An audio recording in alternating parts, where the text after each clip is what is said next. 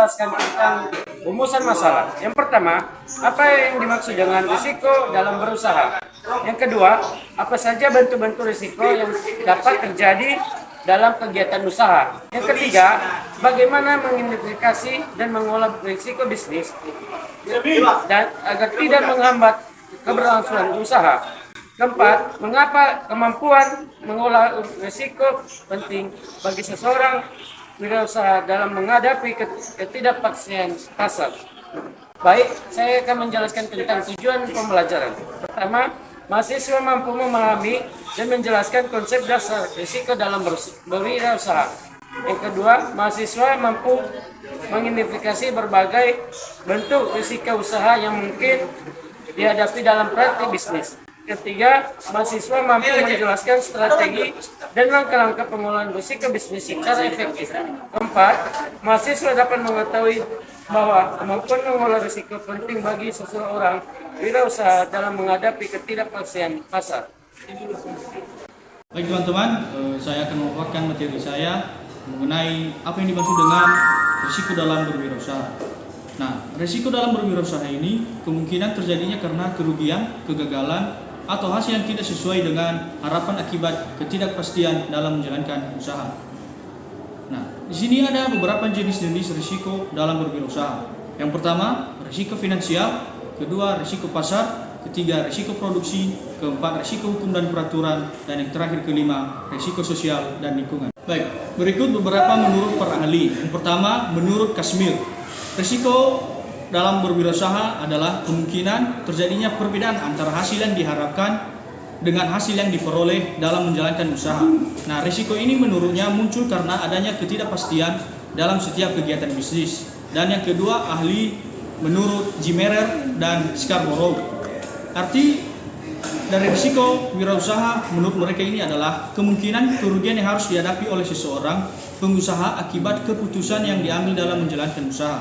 Jadi setiap keputusan bisnis yang selalu mengandung potensi kegagalan maupun keberhasilan. Dan yang ketiga, menurut Suryana, risiko dalam berwirausaha adalah merupakan ketidakpastian yang dapat menyebabkan kerugian, kegagalan baik secara finansial maupun non-finansial dalam upaya mencapai suatu tujuan usaha. Baik, sekarang kita masuk pada materi yang kedua, yaitu tentang bentuk-bentuk risiko dalam kegiatan usaha. Yang pertama, yaitu risiko strategis. Pada risiko strategis ini berkaitan dengan kegiatan bisnis. Nah, risikonya ini apa? Risikonya ini bisa berupa kesalahan dalam pengambilan keputusan ataupun kesalahan dalam strategis dalam pemasaran. Yang kedua, risiko dalam finansial. Nah, risiko pada finansial ini kaitan pada keuangan perusahaan tersebut. Nah, risikonya ini seperti risiko ekuiditas, risiko biaya, risiko bunga, dan terakhir risiko kredit. Ketiga, risiko operasional, di mana risiko operasional ini seperti risiko kesalahan teknis, risiko keamanan, dan risiko kegagalan proses. Yang keempat, risiko reputasi.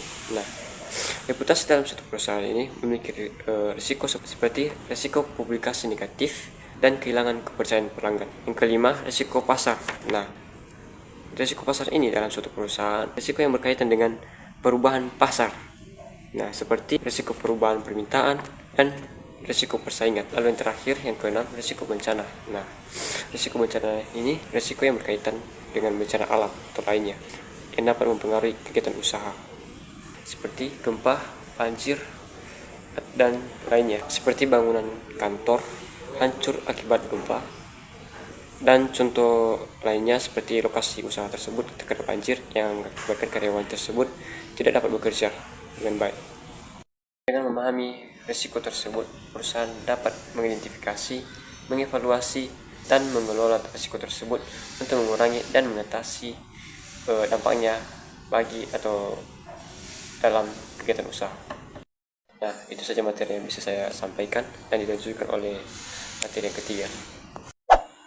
Baik teman-teman, di sini saya akan melanjutkan materi ketiga, yaitu bagaimana cara mengidentifikasi dan mengelola risiko bisnis agar tidak menghambat keberlangsungan usaha. Baik, sekarang kita simak secara bersama-sama. Baik teman-teman, dalam mengidentifikasi dan juga mengelola suatu resiko bisnis, perlu ada suatu tahapan yang perlu kita perhatikan, yaitu yang pertama ada identifikasi resiko bisnis, yang kedua pengelolaan resiko bisnis, yang ketiga pentingnya identifikasi dan pengelolaan resiko dalam keberlangsungan suatu usaha. Nah, kita bahas secara satu persatu.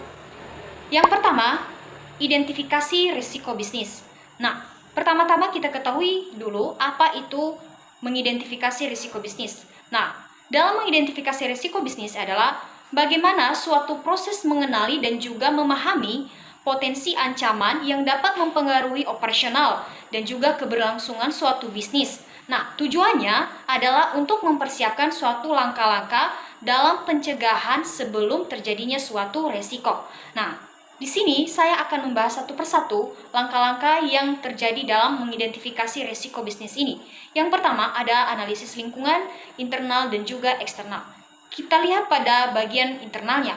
Nah, di mana dalam hal internal ini yaitu meninjau proses operasional perusahaan, baik itu dari produksi, keuangan, sumber daya manusia, dan juga bagian pemasarannya.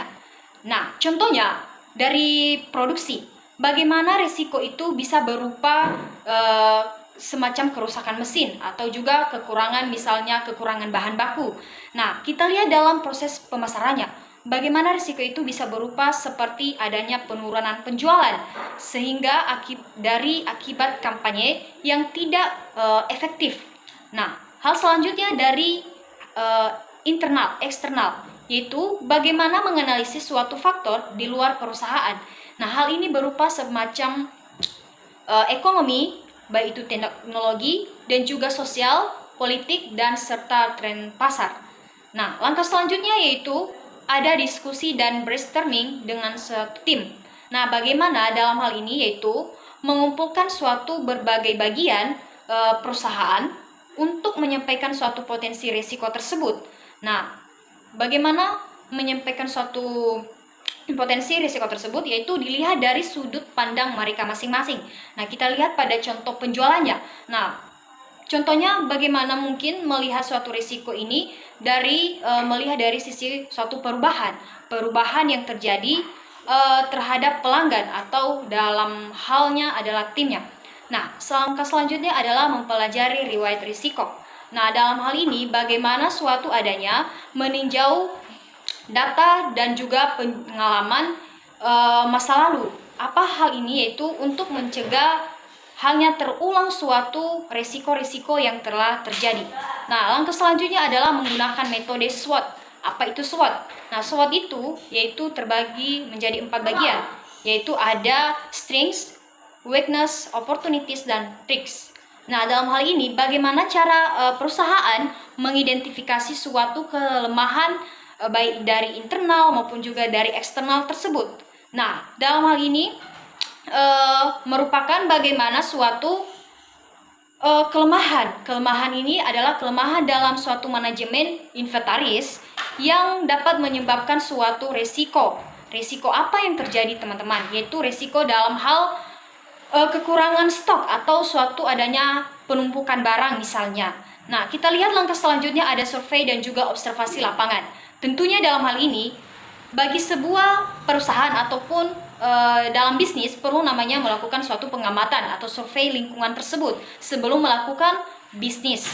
Nah, tentunya dalam hal ini survei ini bisa kita lihat atau bisa kita katakan bahwasanya melihat keadaan atau kondisi lingkungan tersebut. Nah, contohnya bagaimana suatu perusahaan mengamati atau menemukan suatu potensi bahaya yang terjadi dalam lingkungan yang akan dilakukan, sehingga dalam hal ini bagaimana memberikan sebuah kepuasan pelanggan untuk mengetahui potensi masalah yang ada dalam pelayanan tersebut. Baik, yang kedua adalah mengelola risiko bisnis.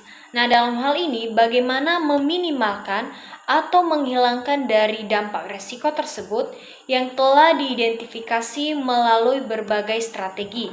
Nah, adapun strategi yang harus dilakukan, yaitu menghindari risiko. Nah, dalam menghindari risiko ini, yaitu bagaimana melakukan suatu aktivitas ataupun keputusan suatu bisnis yang dilakukan yang berpotensi risiko sehingga tidak terlalu tinggi. Nah, dan yang kedua adalah mengurangi risiko. Nah, dalam hal ini bagaimana mengambil suatu tindakan pencegahan untuk mengurangi kemungkinan terjadinya suatu risiko atau menekan suatu dampaknya terjadinya risiko tersebut. Nah, contohnya seperti adanya meningkatkan pelatihan suatu karyawan untuk mengurangi kesalahan yang sering terjadi dalam bekerja. Nah, yang selanjutnya adalah mentransfer risiko. Nah, dalam hal ini bagaimana perusahaan memindahkan sebagian risiko tersebut ke pihak lain. Nah, contohnya yaitu perusahaan menggunakan asuransi yang bertujuan untuk melindungi aset perusahaan dari kebakaran, dari banjir, atau dari bencana alam lainnya. Yang selanjutnya adalah menerima risiko. Nah, dalam hal ini, dengan adanya suatu perencanaan yang matang dan juga menghadapi yang namanya risiko ini, perlu adanya yaitu namanya menyediakan sebuah dana darurat, yaitu digunakan untuk di saat-saat terjadi adanya hal-hal yang terduga atau bahaya-bahaya yang tidak dipikirkan secara tiba-tiba, misalnya ada bencana kebakaran. Nah, yang ketiga adalah pentingnya identifikasi dan pengelolaan risiko bisnis dalam keberlangsungan suatu usaha. Nah, dalam hal ini bagaimana mendeteksi dini dari ancaman, yaitu dengan membantu perusahaan mengidentifikasi potensi suatu masalah sebelum menjadi krisis. Selanjutnya, meminimalkan kerugian. Nah, dalam hal ini bagaimana perusahaan mengurangi suatu dampak dari finansial maupun non-finansial dari risiko yang akan terjadi. Nah, yang selanjutnya memastikan operasional berjalan. Nah, dalam hal ini bagaimana memungkinkan suatu bisnis itu tetap beroperasi meskipun ada yang namanya gangguan-gangguan dari hal-hal lain. Nah, yang selanjutnya yaitu meningkatkan adanya kepercayaan. Nah, dalam hal ini bagaimana meningkatkan suatu keyakinan para konsumen dan investor terhadap stabilitas perusahaan ini. Nah, yang selanjutnya adalah dasar pengambilan keputusan. Nah, bagaimana memberikan suatu informasi yang diperlukan untuk membuat keputusan yang strategis yang lebih baik. Baik teman-teman, sekarang kita masuk pada materi keempat, yaitu mengapa kemampuan mengelola risiko penting bagi seorang wirausahawan dalam menghadapi ketidakpastian pasar. Jadi teman-teman, kemampuan mengelola risiko sangat penting bagi seorang wirausahawan dalam menghadapi ketidakpastian pasar karena pertama, mengurangi kerugian. Dengan mengelola risiko, wirausahawan dapat mengidentifikasi potensi kerugian dan mengambil langkah-langkah untuk menguranginya, sehingga bisnis dapat tetap berjalan stabil. Selanjutnya, untuk melindungi aset. Jadi, mengelola risiko membantu melindungi aset bisnis dari potensi kerugian yang dapat timbul dari berbagai sumber risiko. Ketiga, meningkatkan nilai perusahaan. Jadi, dengan mengelola risiko secara efektif, perusahaan dapat meningkatkan nilai perusahaan secara keseluruhan dan mencapai tujuan bisnisnya. Yang keempat, menghadapi ketidakpastian. Kemampuan mengelola risiko memungkinkan wirausahawan untuk menghadapi ketidakpastian pasar dengan lebih percaya diri dan siap untuk menghadapi tantangan yang datang. Nah, di sini kami akan memaparkan 4 langkah-langkah dalam mengelola risiko. Pertama, identifikasi risiko. Mengidentifikasi potensi risiko yang dapat mempengaruhi bisnis baik dari internal maupun eksternal.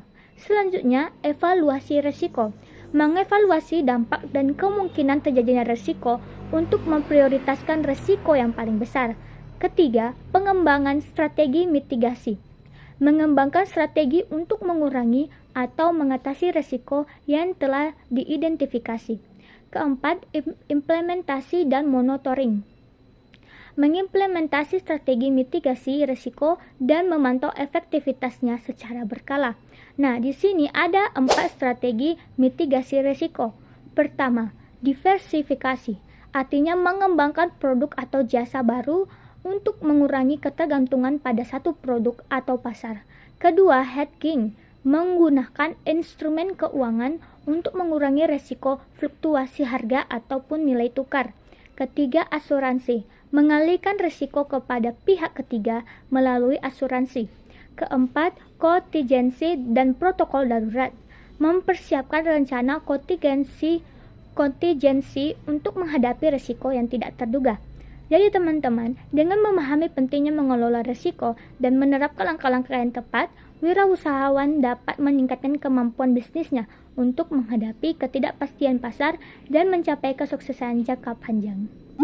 Halo teman-teman, kita akan masuk di akhir video ini. Dan sebelum kami menutup video ini, teman-teman, terlebih dahulu saya sebagai pemateri terakhir yaitu akan menjelaskan kepada teman-teman studi kasus mengenai resiko bisnis. Teman-teman, tadi telah disampaikan oleh rekan-rekan saya apa itu resiko bisnis. Kemudian bagaimana cara mengendalikan resiko bisnis. Terus kenapa kita harus mempelajari dan mengetahui resiko bisnis.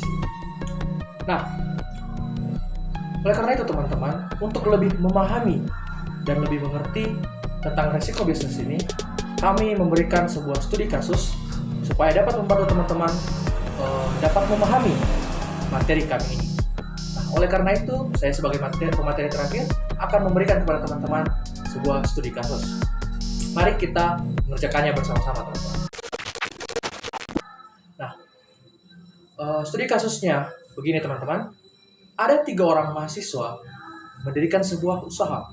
Usahanya apa? Usahanya bergerak di bidang kuliner, yaitu makanan. Nah, bergerak di bidang makanan, tapi makanannya itu makanan tradisional, teman-teman. Nah, oleh karena itu, 3 mahasiswa ini, mereka mendirikan sebuah usaha kuliner, yaitu kuliner tradisional. Nah, setelah berjalan selama 2 bulan, usaha mereka ini berjalan dengan lancar, karena adanya keunikan dari masakan-masakan mereka. Kemudian setelah berlangsung sekitar 5 bulan, mulai ada penurunan pembelian, teman-teman. Nah, mengapa hal itu terjadi? Nah, karena itu mereka melakukan identifikasi, teman-teman. Nah, mereka melakukan identifikasi, ternyata di sana ada beberapa resiko yang mereka hadapi. Apa saja hal tersebut? Yang pertama, resiko operasional. Resiko operasional dalam bentuk hal apa? Kurangnya bahan baku. Para pemasok bahan baku ini, mereka tidak tepat waktu dalam memberikan atau memasok bahan baku dalam pembuatan makanan ini. Kemudian, risiko keuangan. Kurangnya sumber daya manusia dalam melakukan pencatatan. Akibatnya mereka tidak dapat menghitung baik laba maupun rugi yang mereka dapatkan. Kemudian risiko yang ketiga apa? Risiko yang ketiga adalah risiko pemasaran. Kenapa? Karena mereka hanya tidak mengandalkan teknologi, teman-teman. Mereka cuma memasarkannya itu dari mulut ke mulut. Nah, oleh karena itu, kurangnya luas pangsa pasar mereka. Terus yang terakhir adalah itu risiko sumber daya manusia. Yang dimana adanya sumber daya manusia yang keluar secara tiba-tiba sehingga mengakibatkan ketimpangan terhadap pekerjaan mereka. Nah, bagaimana cara kita melakukan identifikasi terhadap hal tersebut? Yang pertama, kita harus melakukan identifikasi resiko. Ada 4 resiko, yaitu resiko operasional, resiko sumber daya manusia, resiko keuangan, dan resiko pemasaran. Nah, kita lakukan evaluasi, teman-teman. Di antara keempat ini, yang sangat berpengaruh terhadap pendapatan kita adalah resiko keuangan dan resiko pendapatan atau resiko pemasaran. Nah, di antara keempat itu, Dua hal inilah yang sangat berpengaruh, yaitu resiko keuangan dan resiko pemasaran. Mengapa hal tersebut sangat berpengaruh? Muncullah pertanyaan. Ya karena ketika munculnya resiko keuangan dan resiko pemasaran sangat berpengaruh terhadap pendapatan. Ketika pemasarannya tidak baik atau cuma mengandalkan pemasaran tradisional yang dimana dari mulut ke mulut, maka pangsa pasarnya tidak luas teman-teman, dan cuma di situ-situ saja. Dia stagnan di situ. Kemudian apa resiko keuangan? Ya otomatis ketika tidak bisa mengelola keuangan, ya mereka pasti bisa rugi saja teman-teman. Karena mereka tidak bisa menghitung apa pendapatan mereka atau laba mereka dan apa kerugian mereka. Nah, oleh karena itu ada beberapa solusi yang bisa kami berikan terkait studi kasus ini. Ya, mungkin teman-teman juga mempunyai solusi-solusi lainnya dan boleh nanti ditambahkan di ruang diskusi untuk mengenai studi kasus kami ini. Baik, untuk kami pertama dulu terkait risiko operasional, di mana bahan pemasoknya kurang. Nah, apa solusinya? Yang pertama, para mahasiswa ini atau pendiri-pendiri usaha ini tadi, mereka melakukan perjanjian tertulis bahwasanya pemasok-pemasok ini harus secara konsisten dalam memberikan bahan baku kepada mereka. Terus untuk solusi resiko keuangan.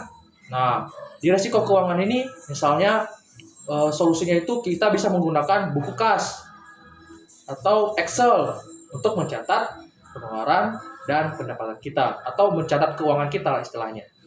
Kemudian yang ketiga, resiko sumber daya manusia. Nah, kita sebagai solusi di sana, kita harus mengambil cara yaitu melakukan pembagian tugas secara merata dan tidak adanya istilah yang namanya oh ya udah saya mau lepas hari ini. Nggak boleh ada, itu harus ada perjanjiannya. Apakah ada sanksi di sana atau bagaimana? Nah, kemudian yang keempat adalah resiko pemasaran. Nah, ini yang paling penting teman-teman. Resiko pemasaran. Nah, ke pengusaha-pengusaha tadi, mereka harus menggunakan atau memanfaatkan teknologi. Ya, contohnya memasarkan secara media sosial atau di kanal-kanal lainnya. Contohnya seperti di Facebook, Instagram, atau di media-media sosial lainnya. Itu solusi yang bisa kami berikan. Nah, apa yang akan terjadi ketika kita melakukan solusi tersebut? Solusi-solusi ini. Ya, yang terjadi adalah menaiknya atau berkembangnya perusahaan ini ke arah yang lebih baik. Mengapa? Yaitu tadi, ketika semua resiko ini dapat diminimalisir atau diatasi, maka kemajuan perusahaan itu akan mengarah ke hal yang lebih baik atau bisa mendapatkan keuntungan, bukan rugi lagi teman-teman. Nah, dari studi kasus ini kita bisa mengambil kesimpulan bahwasanya resiko itu tidak dapat dihindari teman-teman. Setiap hal yang akan kita lakukan, resiko itu selalu ada. Namun apa yang harus kita lakukan terhadap resiko tersebut? Kita harus meminimalisirnya agar itu tidak bisa membahayakan usaha kita. Itulah kenapa kita harus mempelajari resiko bisnis di mata kuliah kewirausahaan teman-teman. Dan ini pernah diingatkan oleh Bapak dosen pengampu kita, bahwasanya ketika kita melakukan sesuatu, pasti ada resikonya. Tidak ada hal atau suatu hal yang tidak ada resiko. Maka, oleh karena itu, kita harus bertindak. Apa tindakan kita terhadap resiko tersebut? Maka kita harus meminimalisir.